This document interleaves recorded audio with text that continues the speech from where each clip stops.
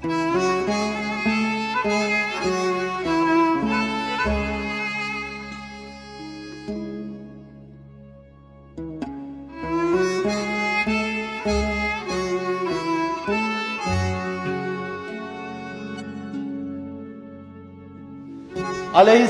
vesselam benim kardeşlerime selam demiştim.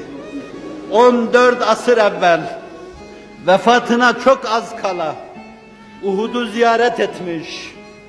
Vefanın, yiğitliğin, kahramanlığın, sadakatin, samimiyetin timsali olan Uhud kahramanlarını ziyaret etmişti. Bir edip nesirle bir gün onlar için şöyle diyecekti: لَقَدْ بَنَوْ دِينَ اللّٰهِ عَلَى اَكْتَافِهِمْ وَمَضَوْا قَبْلَ اَنْ تُقْبِلَ الدُّنْيَا عَلَيْهِمْ. Allah'ın yüce dinini omuzlarında kurdular. Dünya kendilerine gülmeden de çekip gittiler. Çilesini çektiler. ızdırabıyla iki büklüm oldular. Şakaklarında sancı zonk zonk zonkladı. Bir gül devri gelmeye başladığı anda onlar çekip gittiler. Vefalı dost bu vefalı dostlarını unutmamıştı. Onları her perşembe günü ziyaret ediyor, selam size diyordu. Vefatından az önce de gitti onları ziyaret etti. Ve dola dola ağladı. Esas mahbub-u mutlakına ulaşacaktı. Rafik-i Ala'ya gidecekti. Allah kulunu dünya ile ahiret arasında muhayyer bırakmıştı, o öteyi seçmişti. Yeter insanlar arasındaki vazife, seni Allah'ım demişti. Ama bununla beraber o vefalı dostlar sinesinde öyle iz bırakmıştı ki onları silip kafasından ve kalbinden atamıyordu. Oradaki bu tatlı mülakat, sadık dostlarıyla görüşmeden sonra kardeşlerime selam dedi. Dediler ki ya Resulallah, kardeşlerim biz değil miyiz? Yo dedi. Onlar henüz gelmediler, gelecekler. Felaketlerin felaketleri kovaladığı devirde gelecek onlar. Yangınların yangınları kovaladığı devirde gelecek onlar. Dine bin bir tuzağın kurulduğu devirde gelecek onlar. Dine omuz verenlerin azaldığı devirde gelecek onlar. Bu işi taşıma boyunduruğunun yere konduğu devirde gelecek onlar. Onlar henüz gelmediler, onlara selam diyordu. Ve aleykesselam ya Resulallah. Elf elfi salatin ve elf elfi selamin aleyke ya Resulallah. Bugün miraca girilen bir gece. Bugün içinde miracın yaşandığı bir gecedir. Ve bugün alem-i İslam'ın bütün mescitlerinde ona karşı sinelerde duyulan derin bir aşk, bir heyecanla o Es-salatu vesselamu aleyke ya Resulallah sözüyle anılmaktadır. Ve biz 14 asır evvel bize gönderdiği selamı her sene birkaç defa bir araya geliyor. Hep bir ağızdan en temiz vicdanlar halinde ona iade ediyoruz. Ve aleykesselam ya Resulallah diyoruz.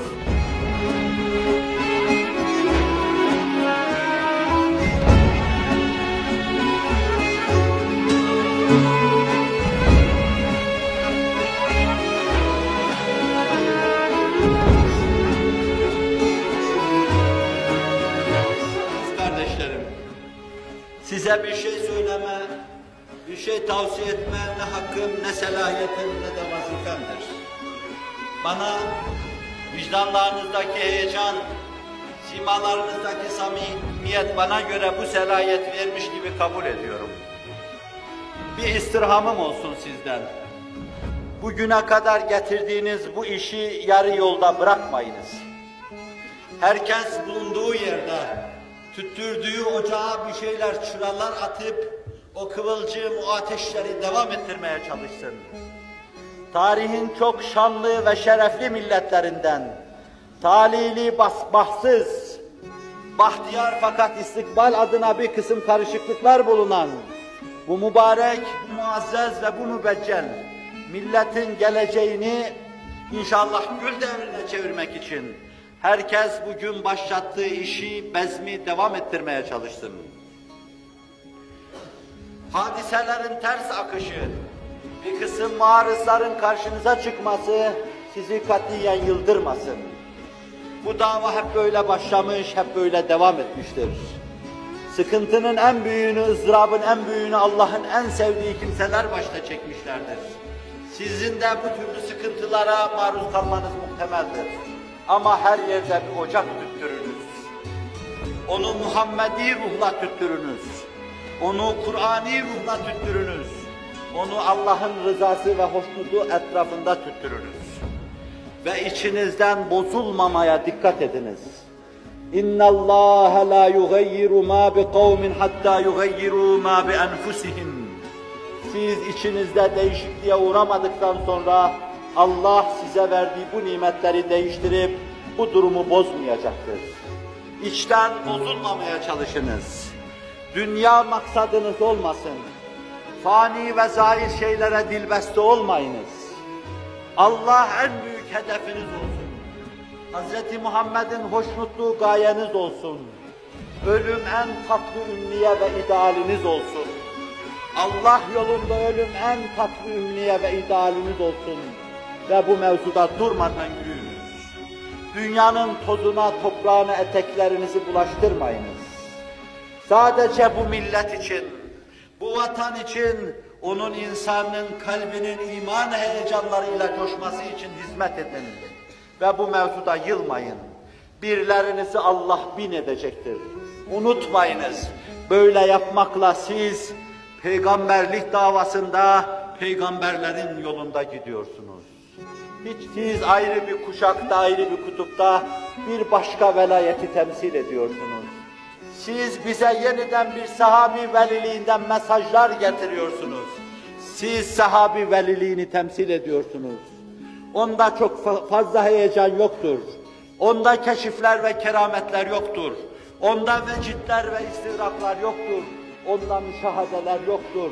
Fakat bütün bu yokluklar içinde onda Allah'ın hoşnutluğu vardır. Onda Resulullah'ın memnuniyeti vardır. Biraz evvel arz ettiğim Aleyhisselatu vesselam'ın selamını düşününüz. Bir kere daha içinizden ona temenna durunuz. İki büklüm olunuz ve aleykesselam ya Resulallah deyiniz. Emanetinin kıyamete kadar bekçileriyiz ve sonuna kadar bunu götürmeye kararlıyız Allah'ın tevfik ve inayetiyle.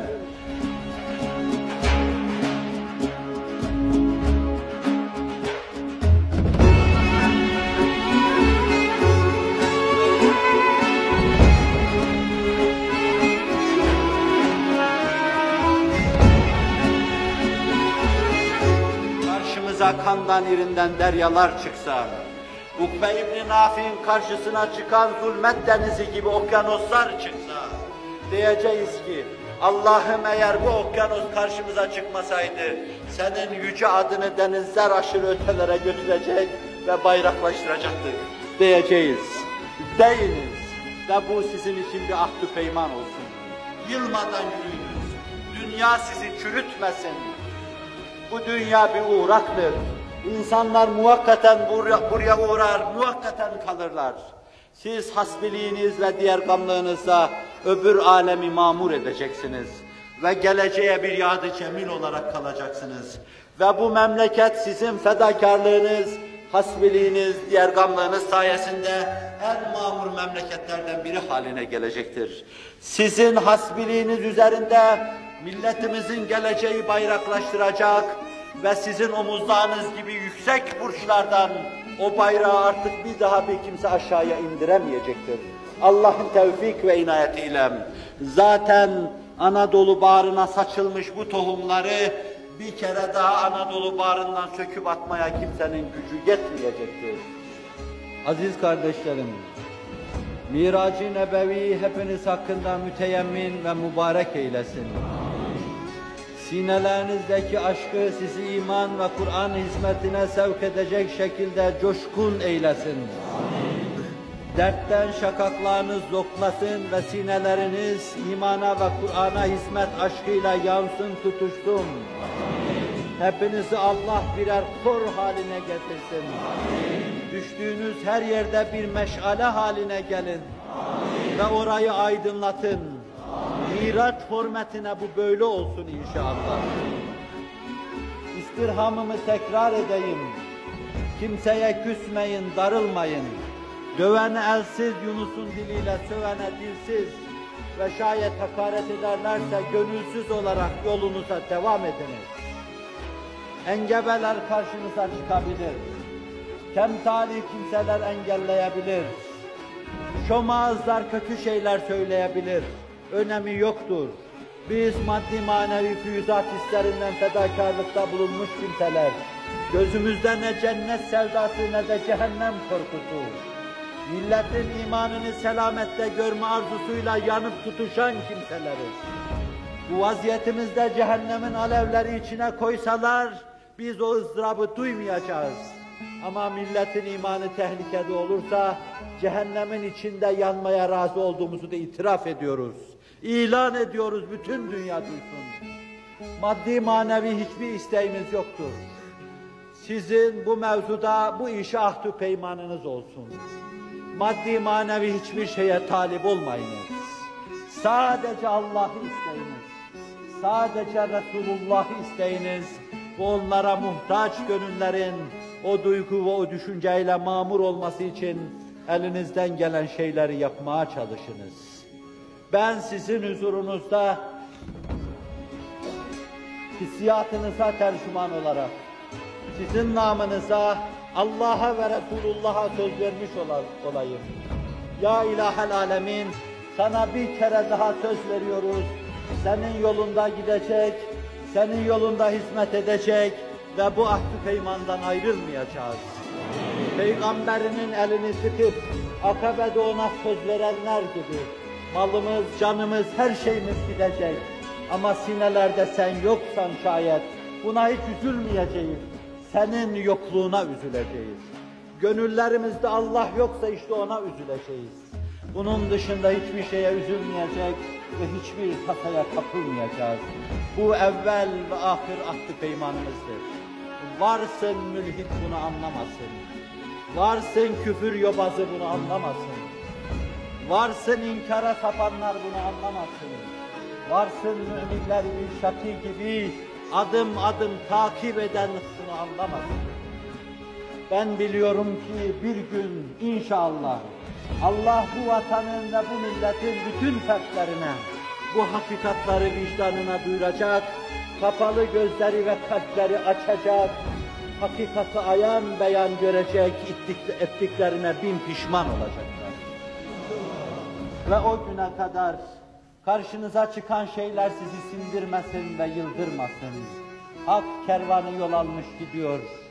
Her vadide bin bir geda nida ediyor. Ve Allah bu nidaları dinliyor. Karıncanın sesine cevap veren, mikrobun avazını duyan, Allah bu sesleri duyuyor. Cevap vermemesi mümkün değildir. Udûni estecib lekum. İsteyin beni vereyim size. Allah isteniyor, Resulullah isteniyor ve bu duaya icabet edilecektir. Diri etmeyin, ümitsizliğe düşmeyin. Yeis mani her kemaldir. Sineleriniz ümitle coşsun, imana ve Kur'an'a hizmette küheylan gibi koşunuz. Rabbim bu lütuftan sizleri göz açıp kapayıncaya kadar dahi mahrum eylemesin. Yar ve yardımcınız olsun.